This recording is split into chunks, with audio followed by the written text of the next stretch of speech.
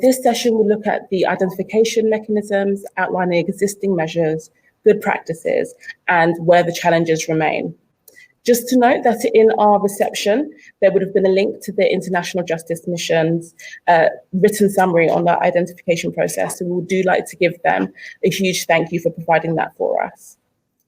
Before we get started into our last breakout session rooms for the day, I'd like to welcome Tatiana Kotlarenko, who is the advisor on anti-trafficking issues at the Organization for Security and Cooperation in Europe's Office for Democratic Institutions and Human Rights. She's also currently working on the update of the National Referral Mechanism, joining efforts to protect the rights of trafficked persons, a practical handbook. So I'd like to say thank you once again, Tatiana, for joining us today and giving us your time really to share this introduction with us. I'd now like to hand over to you. I believe you also have a presentation to share with the delegates.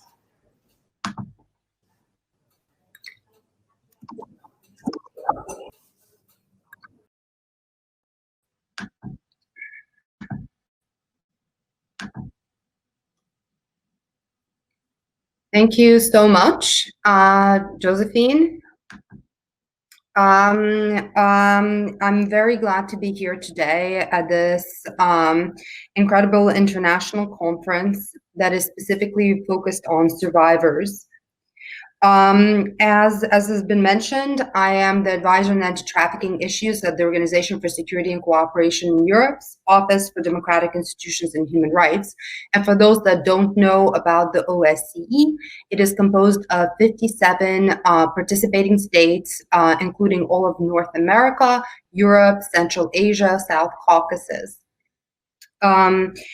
Today, I would like to give you a brief introduction about the significance of effective identification procedures as the essential gateway to the National Referral Mechanism, or NRM.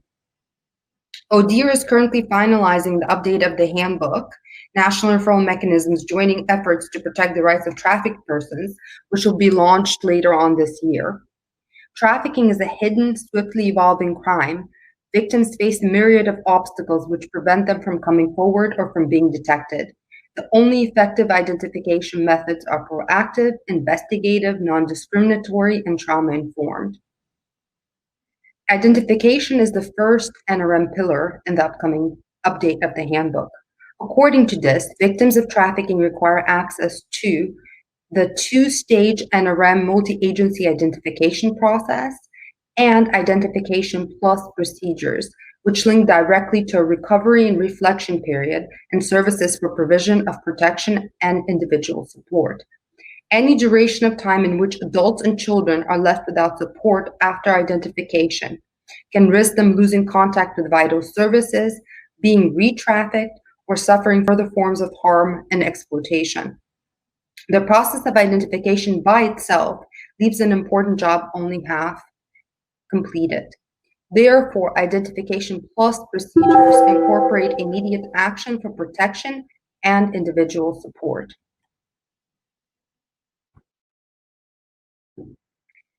And I'm having an issue, pardon, with the next slide coming up.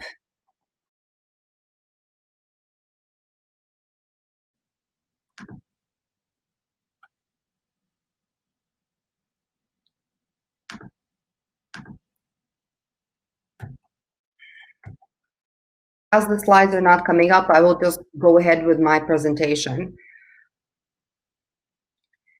Stakeholders who are tasked by states with the formal identification of adult or child victims are known as national competent authorities, such as law enforcement or immigration authorities, amongst a number of others. These vary across countries and jurisdictions. However, those which are best equipped to identify victims of trafficking are multi-agency and multidisciplinary. Mobile teams and task forces combine multidisciplinary professionals and trafficking specialist agencies to provide the high level of skills and experiences required for an integrated and holistic approach to both victim identification and meeting each person's individual needs. Identification processes for victims of trafficking vary from country to country. While in some countries, victims of trafficking are immediately formally identified in initial identification procedures. In other countries, formal identification processes may include the requirement for conviction of traffickers in criminal proceedings.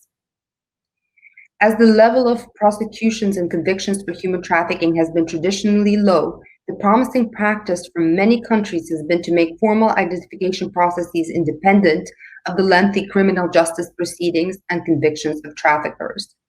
The update of the NRM handbook advocates for a two-stage victim identification process. It aims to ensure human rights-based victim and survivor-centered and trauma-informed approach from the initial stage of identification to provision of conclusive victim of trafficking status decision. The initial identification decision is usually based upon findings from current trafficking indicators, assessing vulnerability factors, and/or an initial screening interview for adults and children.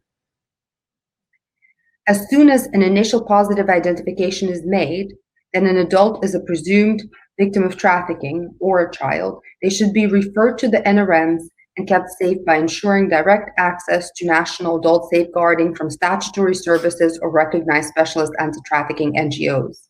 Within 48 hours, presumed victims of trafficking should have a grant of a recovery and reflection period of a minimum of 90 days, their immediate healthcare and practical needs met as quickly as possible, an emergency kit, access to safe and appropriate accommodation for victims of trafficking in cases where this is required, access to pro bono legal advice, an independent advocate or interim equivalent allocated to provide individual ongoing support, and access to voluntary return procedures if it is a victim of transport or trafficking. A formal recovery and reflection period should be provided for all adults and children who are initially identified as presumed victims of trafficking. It should be granted for a minimum of 90 days and be extendable on request due to the limitations of this time frame. The recovery and reflection period should provide a period of safety and stability during which time victims cannot be forcibly removed from the national territory, recognition of the need for a level of physical and psychological recovery.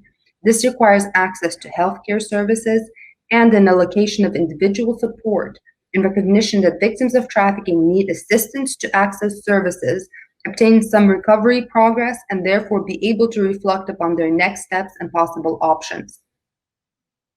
The second stage of identification is a conclusive victim of trafficking status decision, which is made by the competent authorities. A positive victim of trafficking status decision means that on the balance of probabilities, person has been conclusively identified as the victim of trafficking.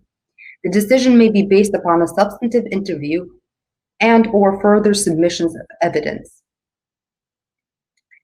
It should be issued within a time frame of 90 days from the initial identification and correspond with the end of recovery and reflection period. The rights and entitlements of formally identified victims of trafficking vary across different jurisdictions and depend upon the individual legal situation of each person.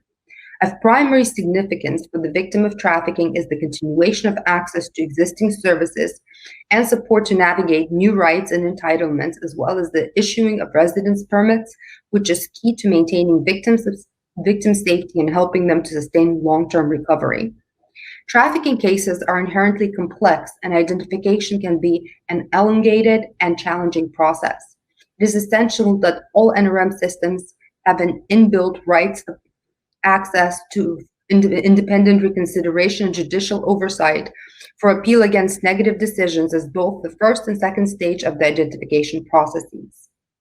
Identification plus procedures for children follow the same two-stage process. All child victims of trafficking must have an equal access to identification plus procedures, including all entitlements to child protection and support measures. All members of mobile teams and task forces which identify child victims of trafficking must include specialists in child protection who work within or are directly linked with existing national child protection systems. They must be trained specifically in the identification of child victims of trafficking and in appropriate age assessment procedures. They must be able to apply child-centered, age-appropriate, and trauma-informed methods of working. Children who are initially identified as presumed victims of trafficking are immediately kept safe with child specialist, child-centered supervision. All actions and communications with children are governed by the UN Convention on the Rights of the Child. As soon as possible, or within 24 hours of initial identification as a presumed victim of trafficking, children should be provided with the following: a recovery and reflection period of minimum of 90 days, attendance to immediate healthcare and practical needs, which must be prioritized. Safe and appropriate accommodation must be provided in all cases where it is required. Children without parental care and protection, including unaccompanied or separated children, must have a legally appointed parental guardian, and all children, including those who are entitled to a court-appointed parental guardian, should be allocated an NRM-recognized guardian advocate who is trained in child protection, child trafficking, and related risks and needs. A guardian advocate is knowledgeable about all systems and procedures pertaining to child victims of trafficking.